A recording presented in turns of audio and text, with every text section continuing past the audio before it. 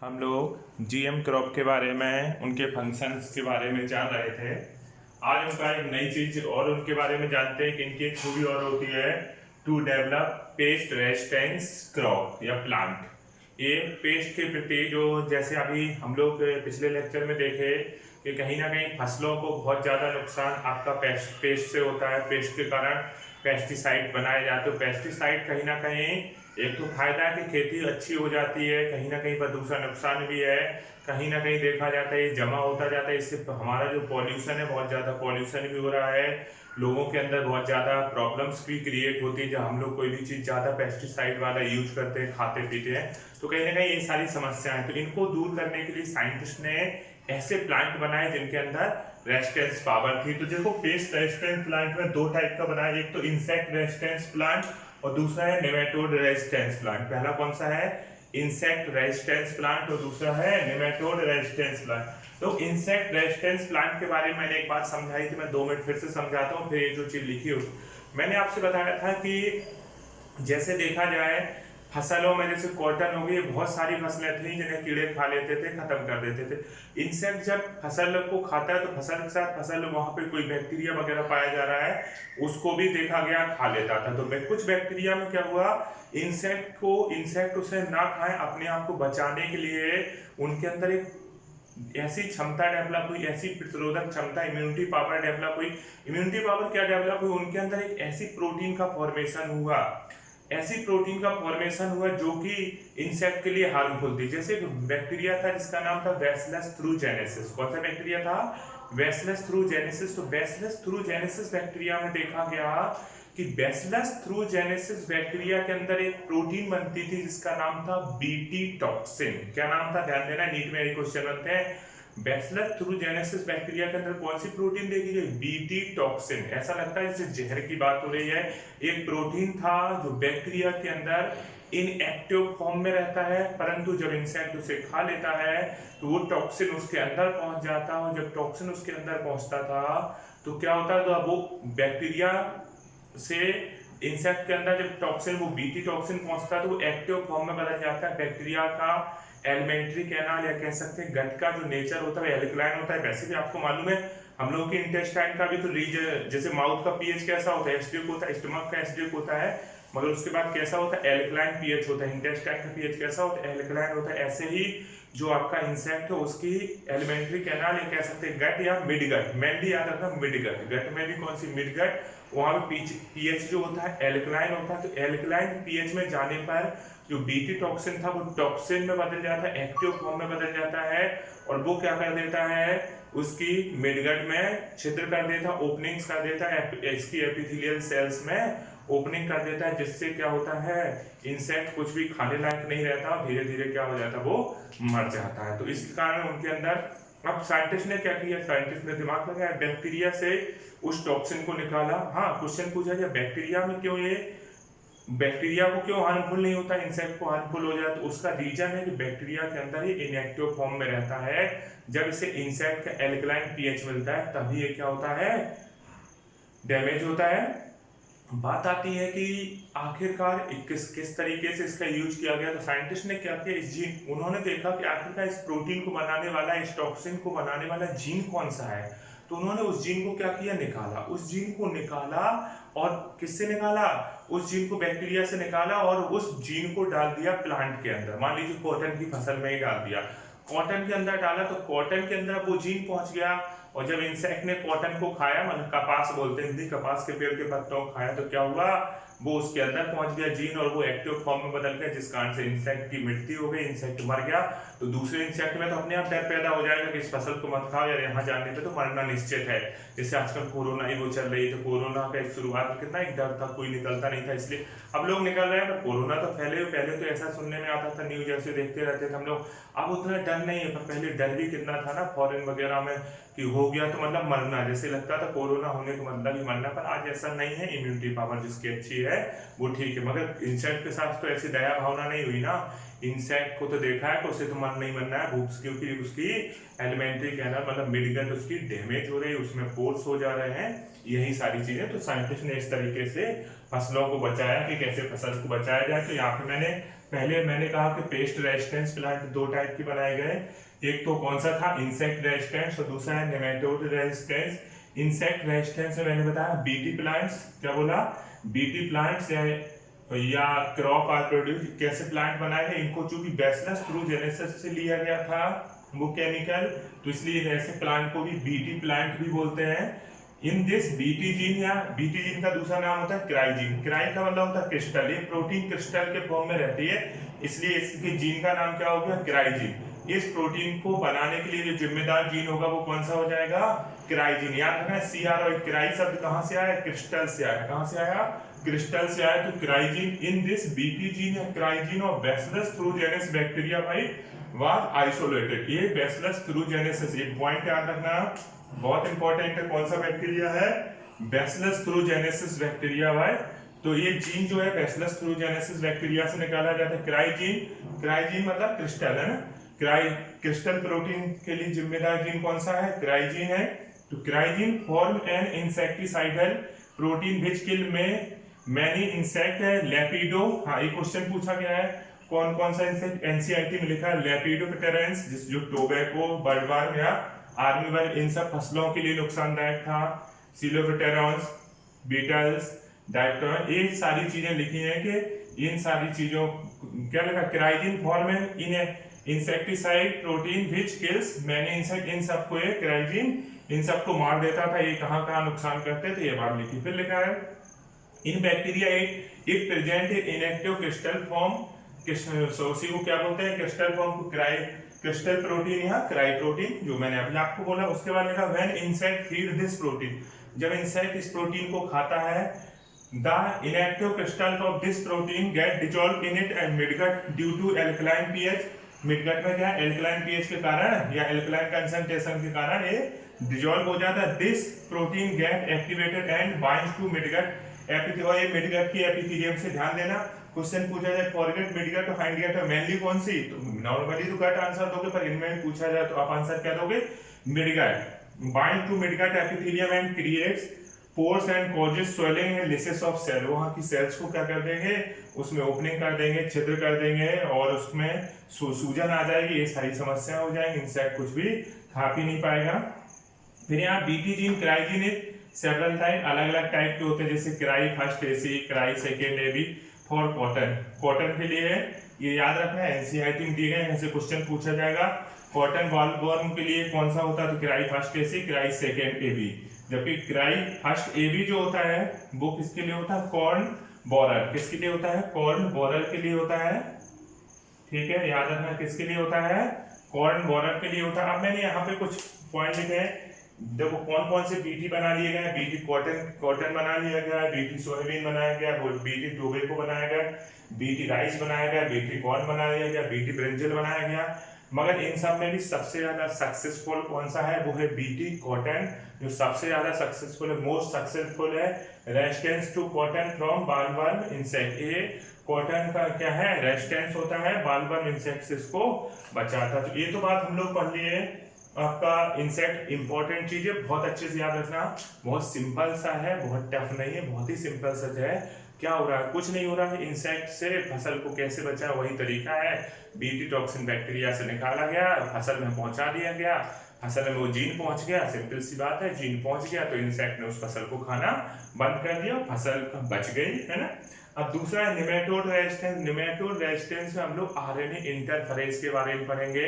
देखो इसके बारे में क्या क्या है मैं लिख दूंगा, आरएनए इंटरफेरेंस के बारे में हम लोग क्या क्या जानेंगे, 2 मिनट में आपको समझा दूं, फिर लिख के समझा दूंगा। मैंने कहा था आरएनए इंटरफेरेंस, आरएनए इंटरफेयर करके किसी भी चीज को रोके उसको क्या बोलेंगे हम लोग, आरएनए इंटरफेरेंस बोलेंगे।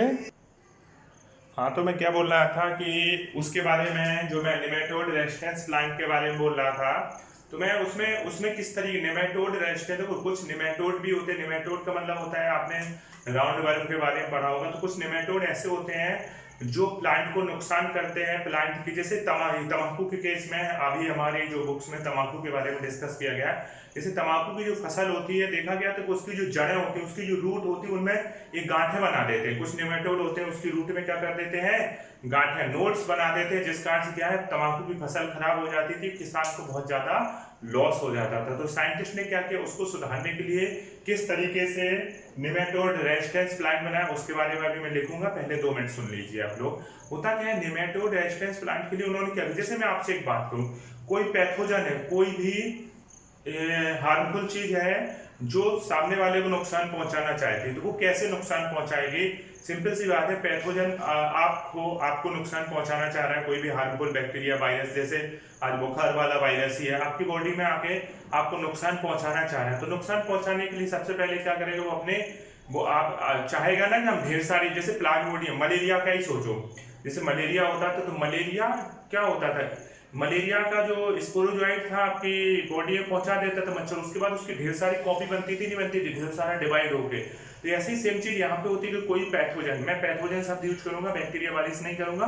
पैथोजन से आप समझ आएगी कोई हार्मफुल चीज है जो आपकी बॉडी के अंदर एंटर होती है, वो आप चाहेगा ना, आपको बीमार करना चाह रहा है, तो अपनी मजबूती बढ़ाएगा कि नहीं बढ़ाएगा, अपने आप को मत। तो सबसे पहले क्या हुआ, पैथोजन का डीएनए आया आपकी बॉडी में, तो वो चाहेगा कि बहुत सारे डीएनए, बहुत सारी चीजें मेंटेन करें। तो डीएनए से क्या होगा, एमआरएनए, एमआरएनए से प्रोटीन बनेगी, जो प्रोटीन बनेगी तो आपको नुकसान हो। कुल मिला के जब उसकी प्रोसेस कंप्लीट हो जाएगी, DNA to mRNA, mRNA to protein, तो इस तरीके से प्रोसेस हो जाएगी, तो आपको बीमारी क्रिएट होगी, आपको दिक्कतें का सामना करना पड़ेगा।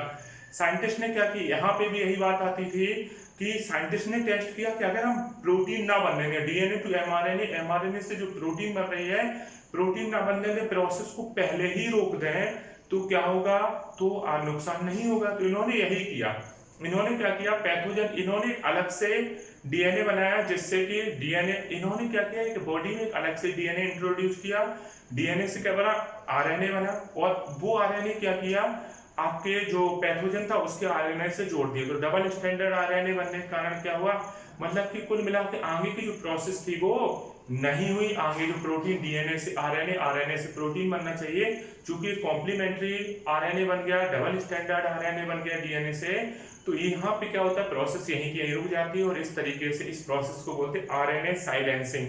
आरएनए साइलेंसिंग या बोल सकते हैं आरएनए इंटरफेरेज। आरएनए इंटरफेरेज बोलने का मतलब क्या है, इंटरफेयर कहाँ पे हुआ, आरएनए रीजन में हुआ, जिस कारण से प्रोसेस आगे की कंप्लीट नहीं हुआ, और उस प्रोसेस को क्या बोलते हैं, आरएनए इंटरफेरेज। फिलहाल हम उसके बारे में डिस्कस करने जा रहे हैं, पहले आप इतना लिख लीजिए।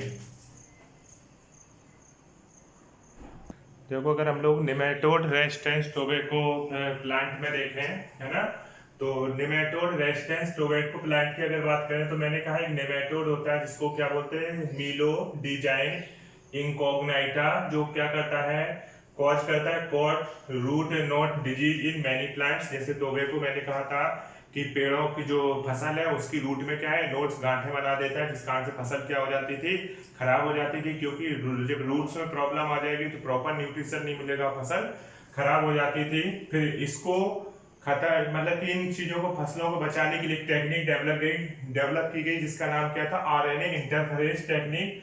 ये क्या है, कौन सी टेक्निक डेवलप की गई, आरएनए इंटरफेरेज। उसके बाद RNA interference in eukaryotic organism work as a cellular defence.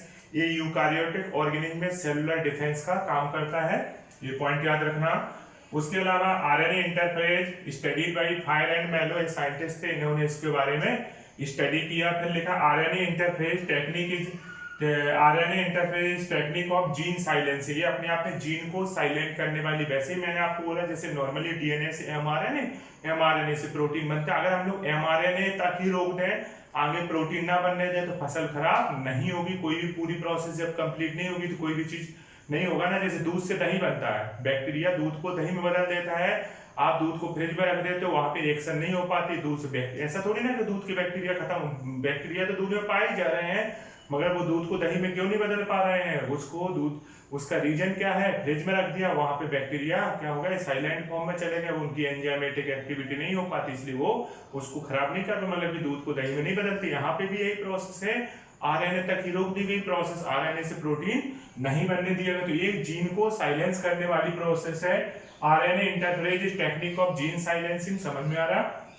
उसके बाद मैंने नेक्स्ट पॉइंट लिखा, in this technique mRNA of any targeted gene is destroy by complementary double standard RNA. इन्होंने कहा कि जो टारगेट है, जिस पे टारगेट, उसके एमआरएनए को, जो टारगेट है जिसके कारण हमें नुकसान हो सकता है, उसके एमआरएनए को कॉम्प्लीमेंट्री डबल स्टैंडर्ड आरएनए के द्वारा रोका जाता है, डिस्ट्रॉय किया जाता है। This double standard RNA can be transfer in cell with the help of some vector like रेक्टो। इन डबल स्टैंडर्ड आरएनए को वेक्टर के द्वारा भेजा जा सकता है। This double standard RNA can be transfer in cell with the help of some vector like retrovirus और ट्रांसपोजेंस।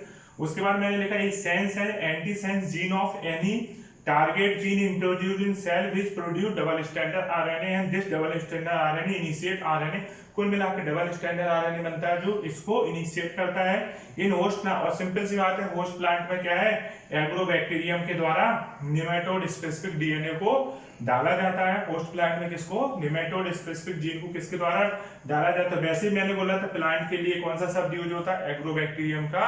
प्लांट के लिए जेनेटिक इंजीनियर प्लांट का क्या कहलाता है, तो एग्रोबैक्टीरियम कहलाता है, क्योंकि एग्रोबैक्टीरियम की हेल्प ली जाती है। फिलहाल जो मैंने ये पॉइंट बताए हैं अब इनको थोड़ा सा बोर्ड पे प्रोसेस करके समझा दूंगा तो ये पॉइंट आपको और अच्छे से क्लियर हो जाएंगे। एक एक पॉइंट बहुत अच्छे से क्लियर हो जाए। अभी थोड़ा सा कंफ्यूजन भी हो रहा होगा तो इतना लिखो, इसके बाद मैं फिगर बना के वो समझा देता हूँ तो और अच्छे से क्लियर हो जाएगा आपको।